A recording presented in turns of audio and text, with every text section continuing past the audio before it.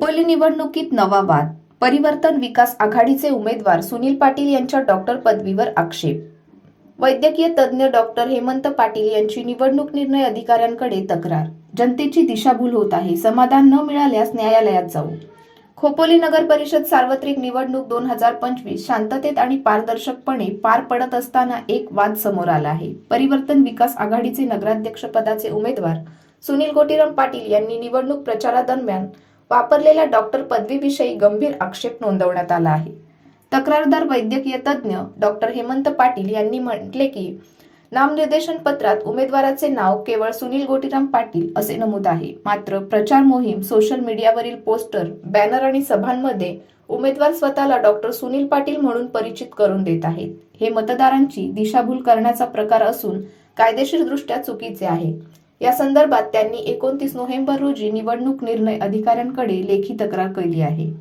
प्रस्तुत प्रकरणाबद्दल माध्यमांशी बोलताना तक्रारदार डॉक्टर हेमंत पाटील म्हणाले की ही तक्रार राजकीय नाही, मतदारांची फसवणूक होऊ नये म्हणून आम्ही कारवाईची मागणी केली आहे. जर निवडणूक निर्णय अधिकारी समाधानकारक कारवाई करत नसतील तर आम्ही न्यायालयात दाद मागू. त्यांनी हेही सांगितले की उमेदवाराने वैध मान्यताप्राप्त वैद्यकीय पदवी नसताना डॉक्टर हा उल्लेख करणे कायद्यानुसार गुन्हा ठरतो. या तक्रारीवर प्रतिक्रिया जाणून घेण्यासाठी निवडणूक निर्णय अधिकाऱ्यांशी संपर्क साधला असता अधिकृत प्रतिक्रिया मिळालेली नाही. खोपोली निवडणुकीत हा नवा वाद चांगलाच चर्चेचा विषय ठरत आहे. निवडणुकीच्या तोंडावर असा आरोप, डॉक्टर उपाधीचा वापर, मतदारांच्या मनात निर्माण झालेला संभ्रम यामुळे निवडणूक वातावरणाला अनपेक्षित कलाटणी मिळाली आहे. या प्रकरणावर निवडणूक प्रशासन कोणती कारवाई करते आणि उमेदवाराकडून यावर काय स्पष्टीकरण दिले जाते हे पाहणे महत्त्वाचे ठरणार आहे. डॉक्टर हेमंत पाटील साहेब, नमस्कार. आपण निवडणूक अधिकारी म्हणून निवडणूक अधिकाऱ्याकडे आपली एक तक्रार व सूचना आपण दिलेली आहे. त्यामध्ये परिवर्तन महाविकास आघाडीचे सुनील पाटील नगराध्यक्ष पदाचे उमेदवार लढत आहेत.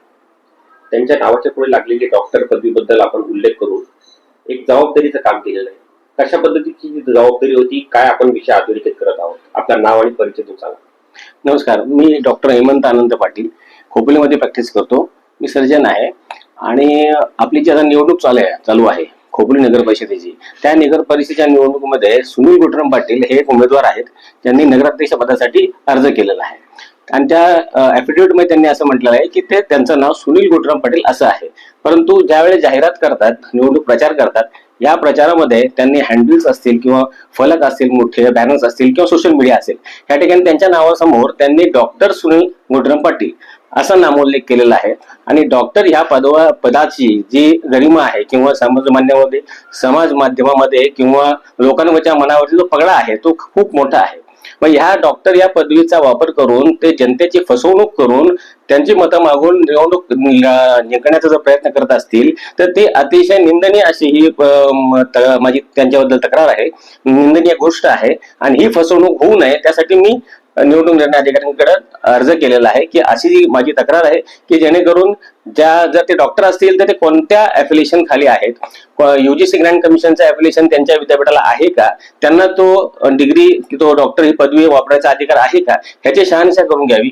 ते जर सत्यप्रत त्यांच्याकडे असेल आणि त्यांच्याकडे जर ॲप्लिकेशन असेल तर आमच्याकडे म्हणणं नाही, पण तसं नसेल तर त्यांची उमेदवारी तात्काळ रद्द करण्यात यावी. कारण अशा प्रकारचा माणूस जर निवडणूक लढवत असेल आणि तो जनतेची फसवणूक करून डॉक्टर ह्या पदाचा वापर करून गोरगरीब जनता, आपला खोपोली शहर हा अतिशय ग्रामीण भागामध्ये, इथे खूप सारे आदिवासी लोक राहतात आणि त्यांना जर ते फसवून सांगत असतील की मी डॉक्टर आहे आणि डॉक्टर या नावाखाली जर ते मतं मागत असतील आणि लोकांना फसवून मतं घेत असतील तर ते सगळ्यात मोठी फसवणूक राहणार आहे. आणि त्याच्या विरुद्ध मी तक्रार निवडणूक निर्णय अधिकाऱ्याकडे केलेली आहे आणि त्यांनी त्याच्यावर कारवाई करावी आणि तात्काळ त्याच्याबद्दल निर्णय द्यावा अशी माझी इच्छा आहे.